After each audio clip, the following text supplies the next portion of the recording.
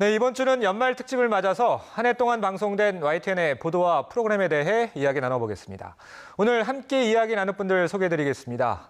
민주언론시민연합 김원경 사무처장, 그리고 민주사회를 위한 변호사 모임의 미디어 언론위원 이강혁 변호사, 또 송태엽 YTN 시청자센터장 나오셨습니다. 안녕하십니까? 안녕하세요. 안녕하세요. 자, 우리 변호사님하고 사무처장님 벌써 활동하신 지가 9개월이 됐더라고요. 1년 가까이 됐는데 뭐 누구보다 이 정도 됐으면 YTN 전문가가 다 되셨을 것 같은데 오늘 좀 긴 시간이지만 좋은 의견 기대해 보도록 하겠습니다. 그리고 오늘 특별히 시청자 평가원 세 분도 영상을 통해서 의견을 주셨는데 잠시 후에 함께하도록 하겠습니다. 네, 그럼 본격적으로 이야기 시작해 보겠습니다. 먼저 사무처장님께서 2019년 YTN 좀 총평을 해주실까요? 예, 사실 제가 이 프로그램에 나오게 되면서 YTN을 이전보다 조금 더 많이 본 것은 사실인 것 같아요. 관심이 가게 되더라고요. 예.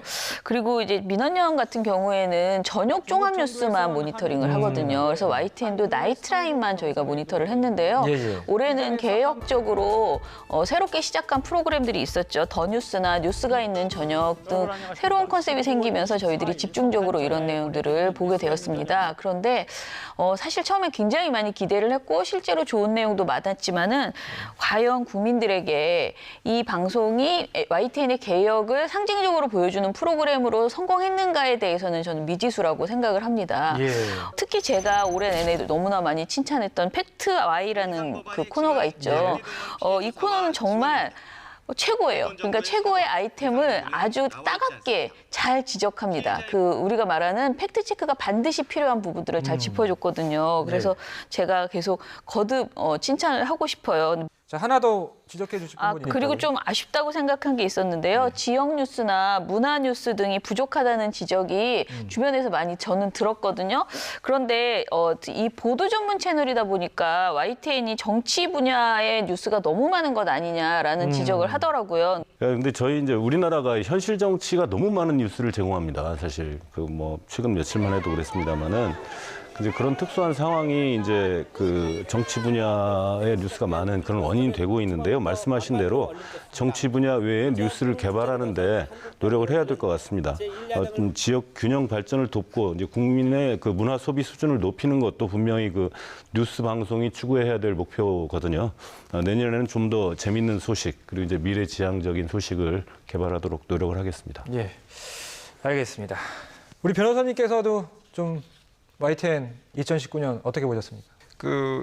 직접적으로 그렇고 사실 더 크게 봤을 때는 YTN의 기본적인 스탠스라든가 위상에 대한 문제와 관련된 건데요. 예. YTN 보도를 보면서 무엇보다 근본적으로 느끼는 문제는 민감한 쟁점 현안들에 대해서 시시비비를 명백히 가려서 자신의 판단을 뚜렷이 드러내는 거를 좀 꺼리는 듯 보이는 경우가 많다는 점입니다.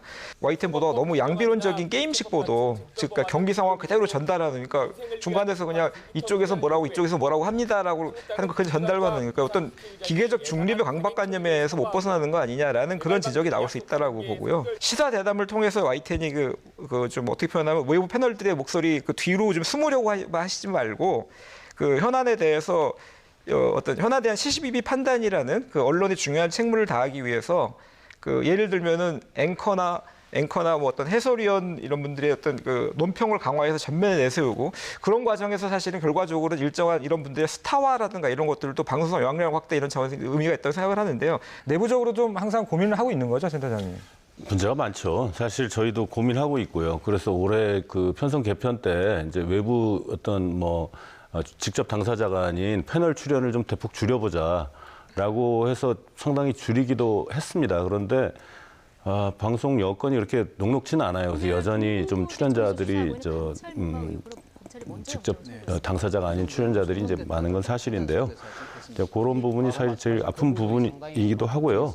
말씀도 해주셨지만은 기계적 중립을 말씀하시는 게 아니지 않습니까? 저희도 그게 아니라는 걸 알고 있고, 사실 저희는 어떤 색깔을 분명히 드러내지 않음으로 해서 시청률에 손해를 많이 보고 있는 거든요, 사실. 요즘은 확증 편향의 시대이다 보니 그런 쪽으로 이렇게 시청층이 이동하는 경향이 좀 없지 않아 있는 것 같습니다. 그리고 해설 강화에 대해서는 사내에서 좀 의견 수렴을 해봐야 될 것 같습니다. 방향을 설정. 근데 저는 한 가지 이제 말씀드리고 싶은 게 그 기계적 균형이나 뭐 관점을 가져라 이런 것보다도 저는 기본적으로 팩트 체크가 기사 안에서 잘 돼 있으면 된다라고 생각을 하거든요. 저 요번에 제가 칭찬했던 팩트아이에서 검찰의 자가당착 고래 DNA 검사는이라는 12월 22일 날 방송이 있었어요. 그런데 이거는 검찰이 이러저러한 주장을 하지만 이것이 다시 우리가 취재해보니 다 사실과 다르더라라고 하면서 분명하게 꼬집고 있거든요. 네. 이것은 누군가를 편들거나 또는 정파적인 것을 가지고 있는 게 아니고 맞습니다. 분명하게 팩트 안에서 얘기를 하고 있잖아요. 이런 보도들이 늘어나야지 된다라는 말씀을 드리고 싶습니다. 예. 뭐 내년에는 좀 더 진실에 한 발 더 다가서도록 노력하겠습니다. 오늘은 특집으로 마련된 시민데스크 시청자 평가원 세 분의 이야기도 함께 담아봤습니다. 평소 어떤 기준으로 YTN 보도를 평가하고 또 시청자 평가원이 생각하는 저널리즘에 대해 들어볼 수 있었는데요. 직접 들어보시죠.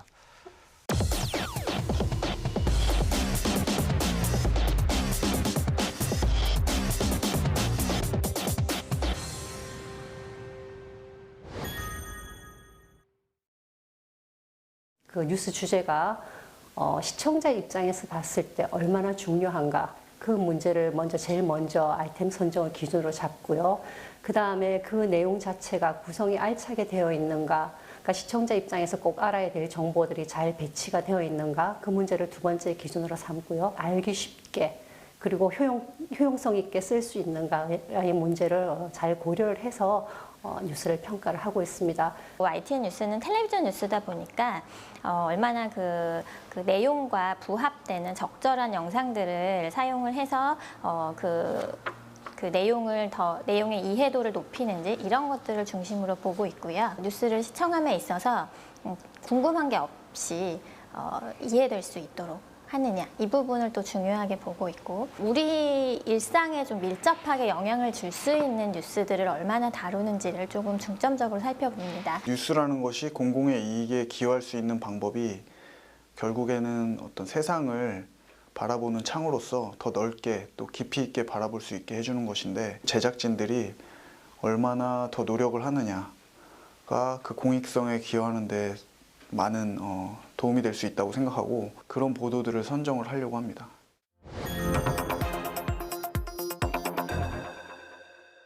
사실 정보 자체는 뭐 인터넷에서 워낙 많이 있고 어디에서든 우리가 흔하게 접할 수 있는 건데 그 언론에서 가지고 있는 그 오래된 그런 취재 기술이라던가 기법이라던가 그런 노하우들을 가지고 시청자들에게 뉴스 이용자들에게 보다 정확하고 신뢰도 높은 그런 뉴스를 전달하는 것이 더 중요한 역할이라고 생각을 합니다.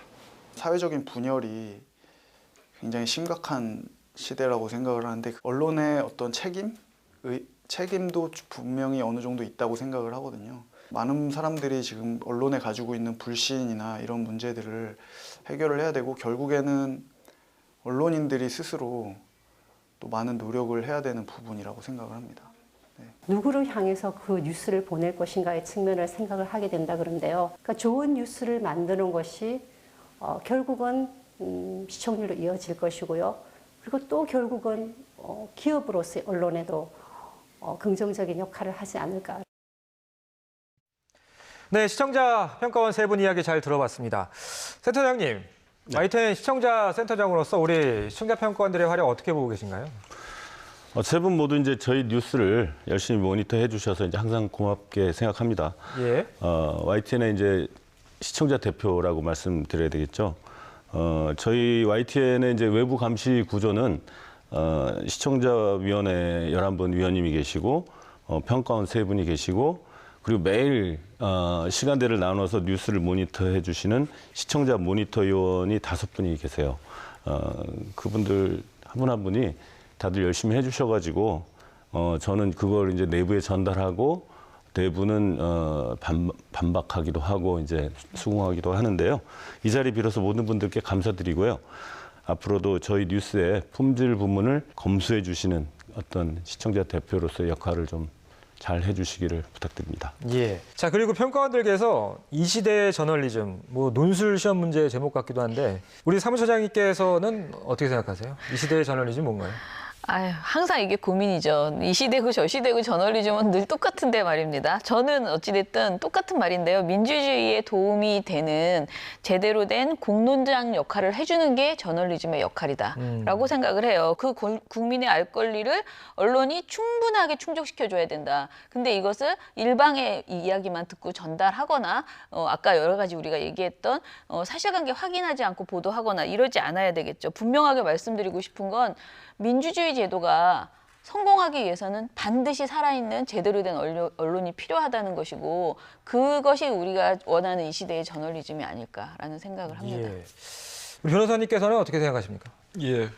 지금은 그 뭐 1인 미디어를 통해서 1인 저널리즘 시대 뭐 그렇게 얘기 얼마 전까지 했어요. 계속 많이 했는데 예. 그걸 넘어가지고 이제는 사람이 아니라 인공지능 AI, 그러니까 기계가 보도를 만들어내는 시대이지 않습니까? 그래서 자기 매체만의 독창성과 가치 추구를 통해서 수용자들로부터 시청자들로부터 존재의 의미를 인정받지 못한다면 어떤 언론사건 생존을 장담할 수 없고요. 과연 각 매체가 지닌 자기 자신만의 어떤 관점과 기법은 무엇인가라는 어떤 본질적인 문제를 놓고 모두가 그 무한 경쟁을 펼치는 그런 어떤 진실의 순간을 맞이한 게 아닌가. 그게 바로 이 시대의 저널리즘이라고 생각합니다. 예. 그러니까 사무처장님께서는 기본에 충실하라고 말씀하셨고 변호사님께서는 기본에 충실하되 개성도 좀 있어야 된다 이런 말씀이신 것 같아요. 지금 말씀해 주신 거에 어떻게 보면 좀 충실하다고 해야 될까요? 올 한해 잘한 뉴스 못한 뉴스 코너에서 유독 칭찬을 많이 받은 팀이 있는데 어떤 팀인지는 뭐 다들 알고 계시죠? 저는 몰라요. 팩트와이밖에 맨날 똑같은 얘기만 한 것 같아서 좀 민망할 그 지경인데. 팩트와이를 담당하는 팀이 기획 이슈 팀이라는 아, 거거든요. 맞아요. 예. 맞습니다. 네. 네, 그래서 준비했습니다. 2019 YTN 시민데스크 잘한 뉴스 못한 뉴스에서 가장 많이 언급된 팀은 과연 어떤 팀일까요? 지금 확인해 보시죠. 네, 오늘 함께 이야기 나눌 분들 소개해드리겠습니다. 연말 특집 2019 시민데스크. 오늘은 특별한 시간을 마련했습니다. 지난 3월에 선보인 잘한 뉴스 못한 뉴스. 시작부터 지금까지 YTN 뉴스를 더함도 뺨도 없이 진단해 왔는데요. 한 해 동안 시청자 평가원과 패널이 잘한 뉴스로 가장 많이 꼽은 팀은 어딜까요? 그래서 알아봤습니다.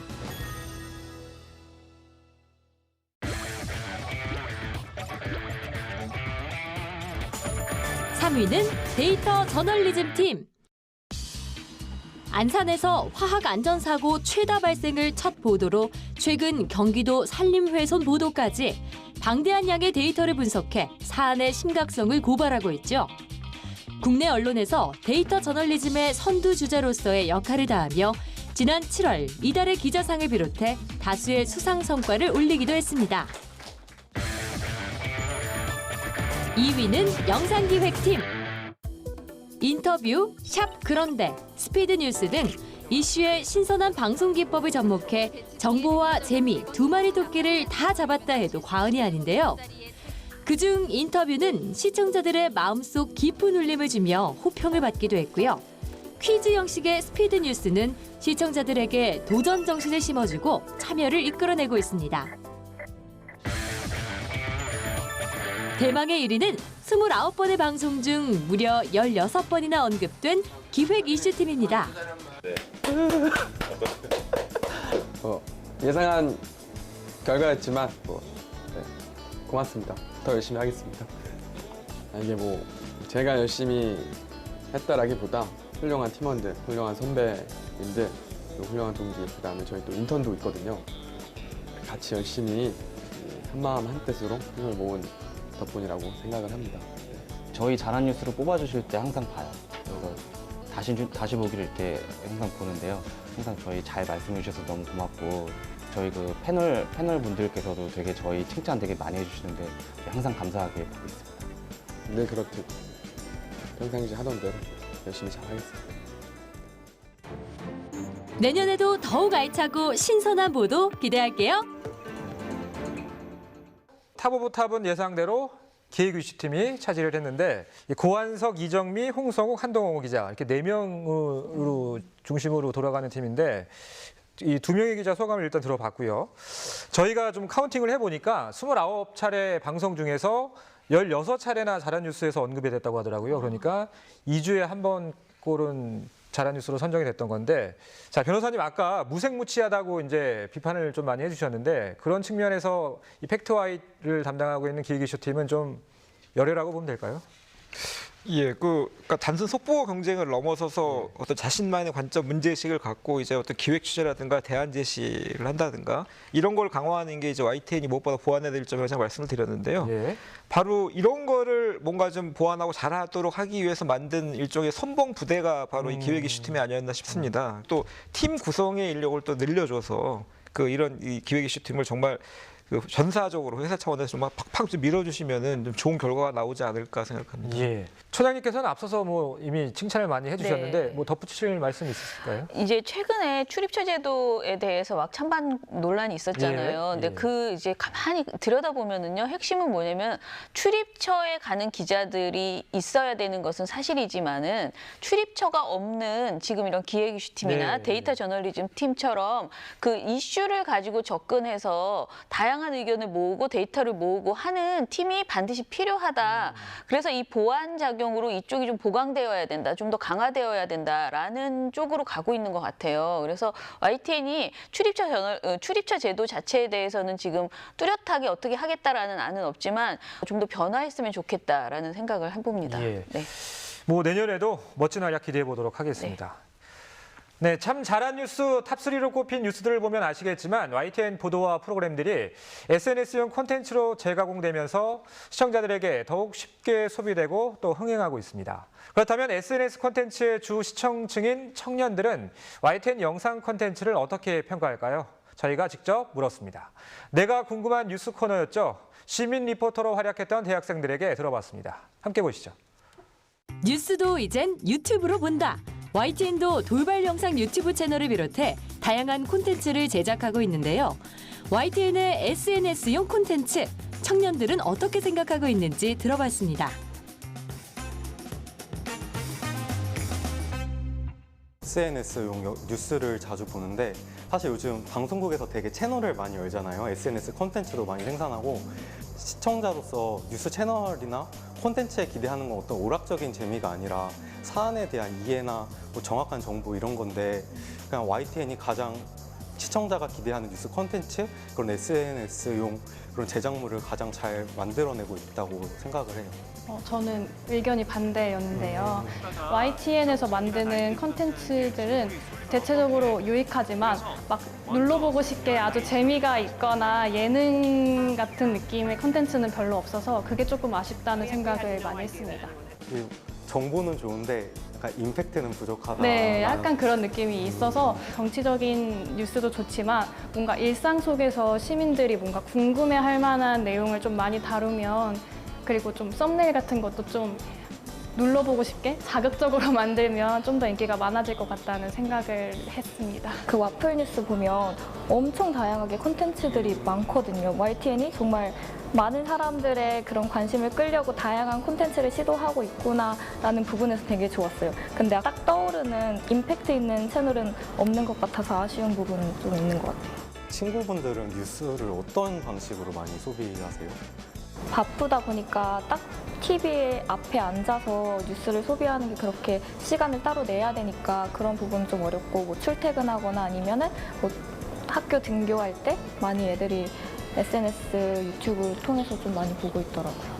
근데 유튜브로 뉴스를 간편하게 볼 수 있는 건 장점이긴 한데 전 또 반대로 단점이기도 한 게 너무 가짜 뉴스가 많고 검증되지 않은 내용의 뉴스가 너무 많은 것 같아서 저도 진짜 너무나 말도 안 되는 그런 뉴스인데 유튜브 조회수를 보니까 100만인 거예요. 맞아요. 그래서 정말 깜짝 놀랐던 경험이 있었던 것 같아요. 유튜브나 그런 짤막한 영상들, 애니메이션이나 이런 걸 잘 활용해서 사람들의 구독이나 조회를 많이 받고 있으니까 좀 믿고 신뢰가는 방송사에서 그런 콘텐츠를 만들면 오히려 더 조회수가 그리고 신뢰도도 더 높아질 것 같다고 생각했어요. 내용은 그대로 담되 뭔가 형식을 조금 더 밝고 재밌게 하면 훨씬 더 좋은 방송을 만들 수 있을 것 같다는 생각을 많이 합니다.